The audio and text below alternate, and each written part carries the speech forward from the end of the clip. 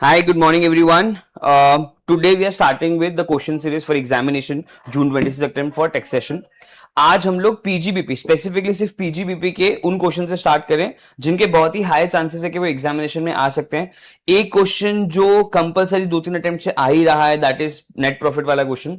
तो ये वैसा ही एक क्वेश्चन है जिसके चांसेस बहुत ज्यादा हैं कि ऐसा ही क्वेश्चन या प्रोबेबली शायद यही क्वेश्चन आपकी एग्जामिनेशन में एज इट इज आ जाए.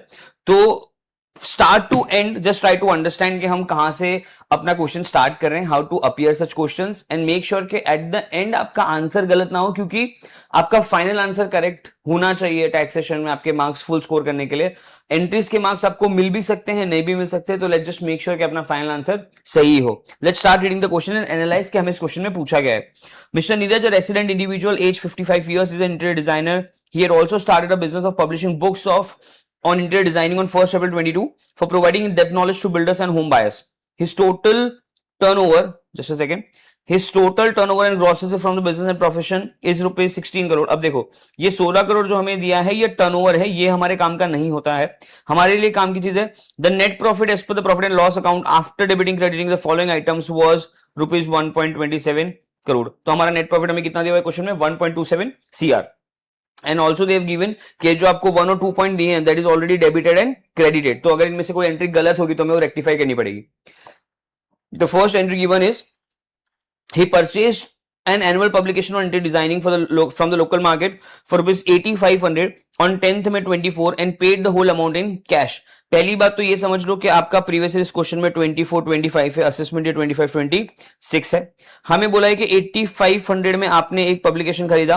अब ऑब्वियसली बात है अगर आपका पब्लिकेशन का ही काम है, बुक्स प्रिंटिंग का काम है, तो this is an asset to you और ये एसेट पे आप डेप्रिसिएशन क्लेम कर सकते हो. This is not an stock in trade, ये आपके लिए एक एसेट है. एसेट पे आप क्या कैलकुलेट करोगे? डेप्रिसिएशन. 8500 हमने कैश में पे किया है. आप मुझे बताओ क्या हम 10,000 तक अगर कैश में पे करते हैं तो इट इज ऑल ओके? तो यहाँ पे इसने 8500 किया है विच इज बिलो 10,000, तो इट्स ऑफ कोर्स कि ये वाला कैश पेमेंट चलेगा. सेकंड आपको बोला है employ benefit expense included a provision for gratuity of rupees 8 lakh. हमें याद रखना है हम कभी भी पीजीबीपी में प्रोविजंस की कोई जगह नहीं रखते. आपको प्रोविजन की वजह से कोई डिडक्शन नहीं मिलेगा. आपने भले ग्रेच्युटी का प्रोविजन बनाया, जब आप एक्चुअल में पे करोगे तो आपको एक्सपेंस में वो क्लेम करने का मौका मिलेगा, वरना नहीं.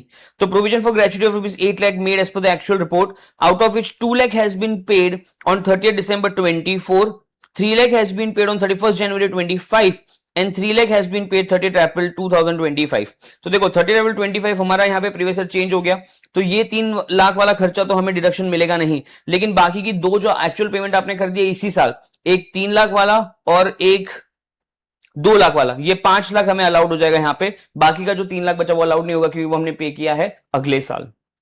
डेट्स आप आराम से चेक करो. यहां पे भी देखो हमें ऊपर डेप्रिसिएशन बोला था कि 40% डेप्रिसिएशन क्लेम करना है. वैसे भी बुक्स पर डेप्रिसिएशन का रेट 40% है, वो तो सही है, लेकिन यहां पे इन्होंने यूज किया है हाफ ईयरली और कैलकुलेट किया है फुल ईयरली, तो वो शायद हमें आराम से एक बार देखना पड़ेगा.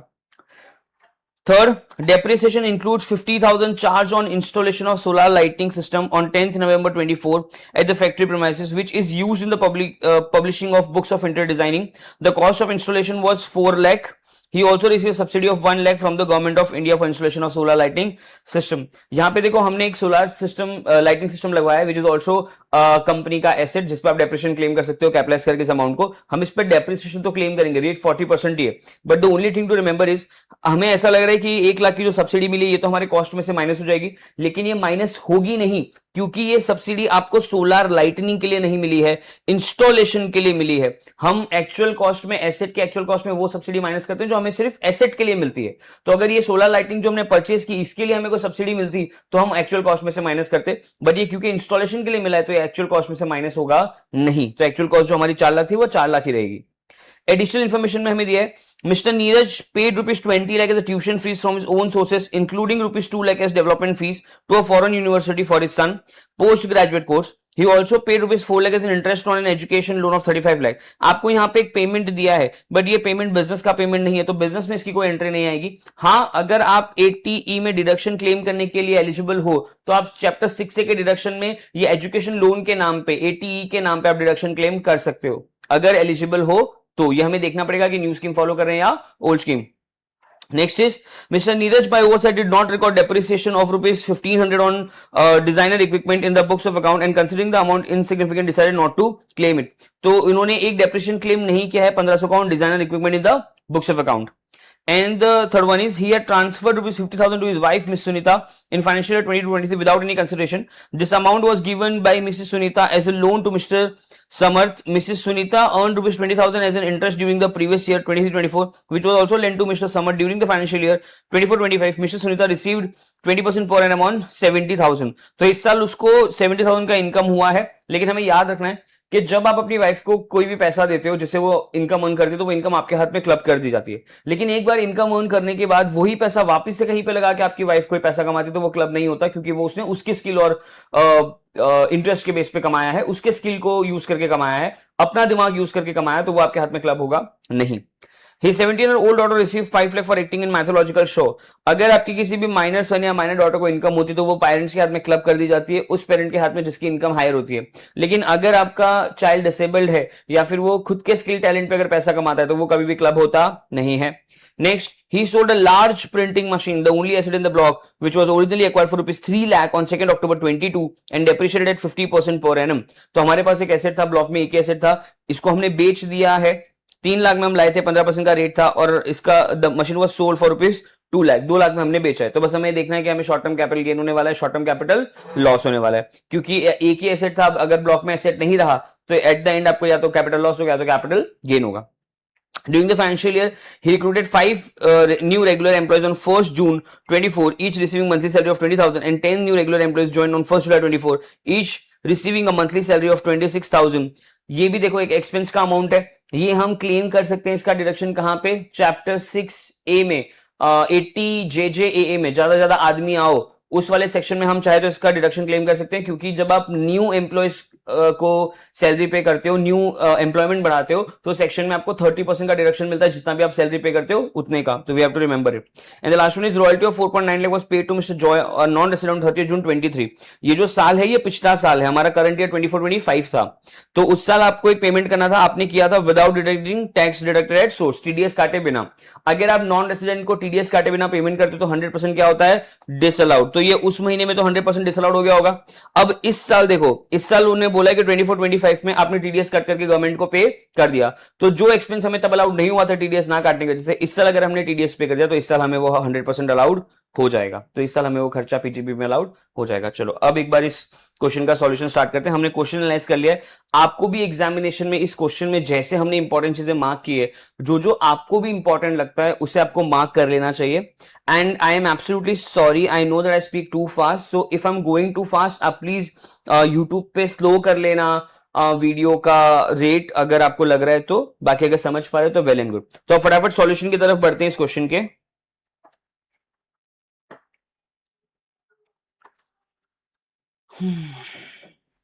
चलो, हमें सबसे पहली चीज जो इस क्वेश्चन में चाहिए वो हमारा चाहिए नेट प्रॉफिट, जो कि हमें एज इट इज क्वेश्चन में दिया हुआ था. I hope this pen is not absolutely visible. चलो, नेट प्रॉफिट का हमारा था 1,27 लाख, ये हमें नेट प्रॉफिट दिया हुआ था.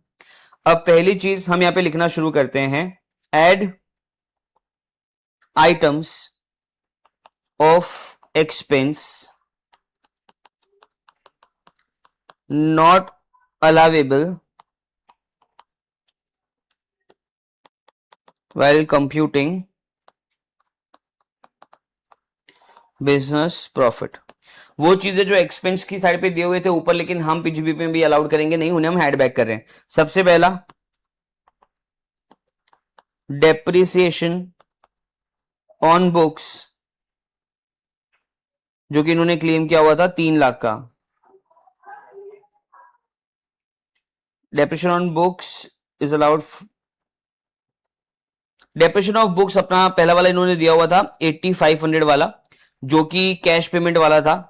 देखो, इसको हम लोग यहाँ पे कुछ चेंज नहीं कर रहे हैं, क्योंकि ये डेप्रिसिएशन पीजीबी में अलाउड है. मैंने बोला था कि ये हमारा बिजनेस का एसेट, आप इस पे क्लेम कर सकते हो. और 10,000 से पेमेंट 10,000 तक का पेमेंट कैश में भी गया तो भी चलेगा, तो 8500 था. तो इसका हमें कोई भी चेंज करने की जरूरत नहीं. यहाँ पे हम कोई चेंज नहीं ला रहे, ये entry as it is correct है. अगर हम इसे यहाँ ना भी लिखे तो भी चलेगा, हमने सिर्फ मेंशन करने के लिए बता दिया कि हमने कोई एंट्री छोड़ी नहीं है, लेकिन इसका अमाउंट हम एड बैक नहीं कर रहे हैं, कुछ भी ऐड नहीं करेंगे.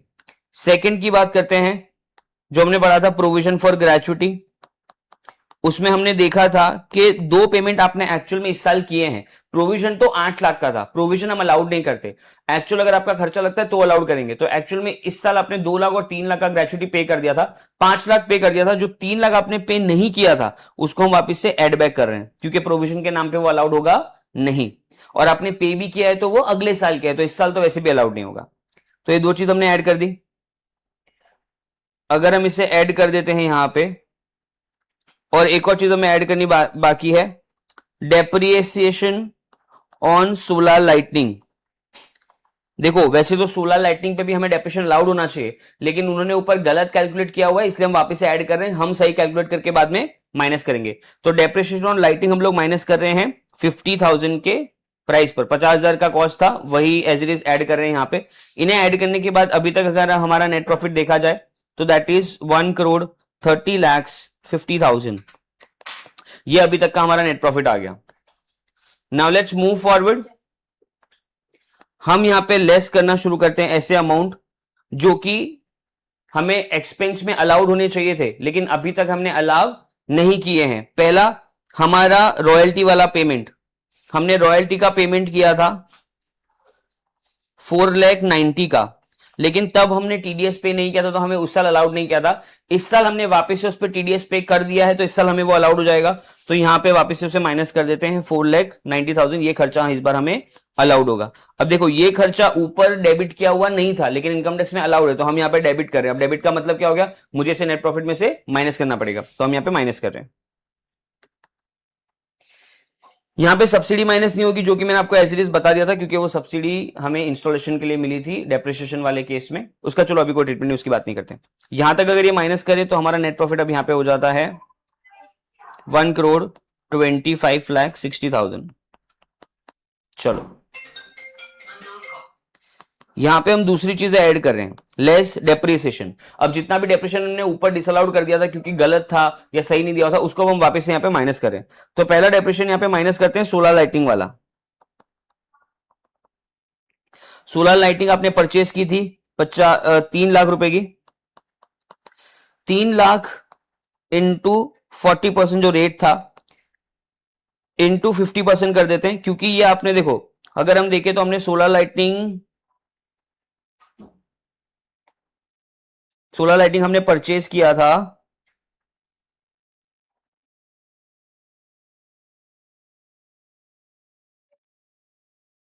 10 नवंबर 2024। तो हमने नवंबर 24 से यूज करना शुरू किया, मतलब इस साल हमने लेस देन 180 डेज यूज किया है, तो इस साल हमें हाफ ईयर डेप्रेशन मिलेगा, इसलिए यहाँ पे 40% का 50% कर दिया, तो हम हाफ ईयर डेप्रेशन क्लेम कर रहे हैं। तो यहाँ पे हम अपने पास अमाउंट आ जाएगा 60,000 माइनस करने के लिए। अपार्ट फ्रॉम इट अगर आप और देखो तो एक डेप्रिसिएशन था जो हम क्लेम करना भूल गए थे, जो कि हमें इस बार क्लेम करना था। कितने रुपए का था, 1,500 रुपए का। क्वेश्चन में किसी चीज का तो दिया हुआ था जो आपने क्लेम नहीं किया था, तो वो 1,500 माइनस करेंगे। यहां पे ये दो डेप्रेशन हमें अलाउड है। एक तो ऑलरेडी हमने सही लिया हुआ था 8500 कैश वाला, तो उसकी कोई एंट्री हमने की नहीं क्योंकि वो सही था। अब यहां पे अगर इन्हें और माइनस कर दे तो अपना नेट प्रॉफिट बच जाता है 1,24,98,500। अब ये हो गया हमारा पीजीबीपी का इनकम। पीजीबीपी की इनकम हो गई हमारी खत्म, पीजीबीपी का असली नेट प्रॉफिट हमें मिल गया। दूसरी हमें इनकम दी हुई थी इस क्वेश्चन में, तो उन इनकम की भी बात कर लेते हैं। पहला हमें दिया हुआ था कैपिटल गेन। कैपिटल गेन दिया नहीं था, लेकिन हम कैलकुलेट करें क्योंकि मैंने आपको बोला अपने ब्लॉक में एक एसेट था उसे बेचा, तो या तो शॉर्ट टर्म कैपिटल लॉस होगा या कैपिटल गेन होगा। अब वो देख लेते हैं गेन हो रहा है लॉस हो रहा है। आपने उसे परचेज किया था 3 लाख में उस एसेट को, फिर आपने उसको यूज किया है फॉर 2 years एंड डेप्रिसिएशन का उसका रेट था 15%। तो पहले साल के लिए 15% माइनस करूं तो वो होगा 45,000। माइनस करने के बाद अगले साल का डब्ल्यूडीवी आपका बन जाएगा 60,000। अगले साल का डेप्रिसिएशन माइनस करने के बाद बन जाएगा 60,000। माइनस करेंगे तो अपने पास अमाउंट आएगा 195,000। उसमें से एक और डेप्रिसिएशन माइनस करें इस साल का तो 29,250। देखो ये जो एसेट था ये अपन ने परचेज किया था 1,424 वन नहीं रुक जाओ। He sold a large printing machine, the only asset in the block which was originally acquired 3 lakh on 2nd October 22। आप इसे लेकर आए थे ईयर 22-23 में, तो 22-23 का एक डेप्रिसिएशन हम माइनस करेंगे, फिर हम 23-24 का एक डेप्रिसिएशन माइनस करेंगे, और फिर हमारा ये रहेगा 24-25। तो हमें इस साल हमने बेचा है, तो पहले हमें इस साल का WDV चाहिए था। तो पहले हमने इसको 3 लाख में खरीदा था, 3 लाख में से हमने पहले इसका डेप्रिसिएशन माइनस किया 45,000, अगले साल के लिए वापस डेप्रिसिएशन माइनस किया 60,000, तो हमें अपना जो WDV मिला इस साल का 195,50, उसमें से हमने इस साल का डेप्रिसिएशन माइनस किया 29,250। तो हमें अब अपना जो WDV था अपना ईयर 24-25 में, वो अपना निकल कर आ गया 1,65,750। अब ये इस साल का WDV था, मैंने इस एसेट को बेचा 2 लाख में। तो जब मैंने इस एसेट को 2 लाख में बेचा तो ऑब्वियसली बात है कि मुझे प्रॉफिट हुआ। 165,750 की चीज को मैंने 2 लाख में बेच दिया। और हमेशा याद रखना कि हम पीजीबीपी में जब डेप्रिसिएशन माइनस करते हैं या हम सीजी में जब डेप्रिसिएशन माइनस करते हैं, तो हम क्या याद रखते हैं कि जितना टाइम आपने एसेट को यूज किया था उसका डेप्रिसिएशन आपको लेस करना पड़ेगा। WDV के ऊपर अगर आपने बेचा तो आपको प्रॉफिट होगा, WDV के नीचे बेचा तो लॉस होगा।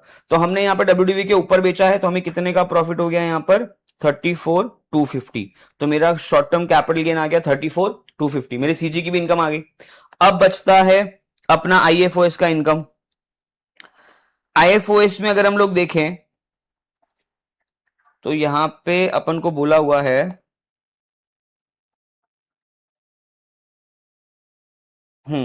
he had transferred 50,000 to his wife Mrs. Sunita in financial year 2023 without any consideration. The amount was given by Mrs. Sunita loan to Mr. and earned rupees 20,000 in interest during the previous year. Okay. And Mrs. Sunita received interest at 20% per annum, 20% per annum का उसको interest मिला था। 50,000 का पैसा इस बंदे ने दिया था, उसपे उसने 20% का इंटरेस्ट कमाया। तो उस 50,000 पे जो 20,000 का पहला इंटरेस्ट इसने कमाया इसकी वाइफ ने, वो तो इसके हाथ में क्लब हो जाएगा 10,000 रुपए, तो वो इसी की इनकम मानी जाएगी। उसके बाद वापस से इन्वेस्ट करके उसने जो पैसा 70,000 कमाया वो इस बंदे के हाथ में होगा क्लब नहीं, क्योंकि वो उसकी वाइफ ने अपने स्किल और टैलेंट से कमाया। तो जो फर्स्ट टाइम पेमेंट मिलता है उससे कोई पैसा कमाती है उसकी वाइफ, तो वो उस ट्रांसफरर हस्बैंड के हाथ में क्लब होगा। वापिस से री इन्वेस्ट करने के बाद जो कमाती है वाइफ, वो हस्बैंड के हाथ में क्लब नहीं होगा। तो हमने सिर्फ 10,000 क्लब किया, ओरिजिनल पैसा 50,000, उस पर इंटरेस्ट 20% कमाया, तो 10,000 हमने इसके हाथ में क्लब कर दिया।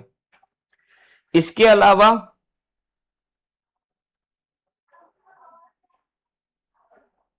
और कुछ हमारा क्लब होगा नहीं, क्योंकि जो माइनर डॉटर की इनकम थी वो तो स्किल वाली थी, तो उसे हम क्लब नहीं करते, तो वो हमें क्लब नहीं करना। तो IFOS का इनकम 10,000 ही हो गया। अब अगर हम लोग अपनी ग्रॉस टोटल इनकम निकालते हैं सब कुछ प्लस करने के बाद, तो 1,25,42,750 आ जाता है ऊपर वाले 3 अमाउंट प्लस करने के बाद। 10,000 हमने ऐड कर दिया, 34,250 सीजी का ऐड कर दिया, और हमारे बिजनेस का प्रॉफिट 124,98,500। ये सब करने के बाद हमारे पास 125,42,750 हमारा आ गया ग्रॉस टोटल इनकम। इसमें से हमें माइनस करने चैप्टर 6 से के डिडक्शन।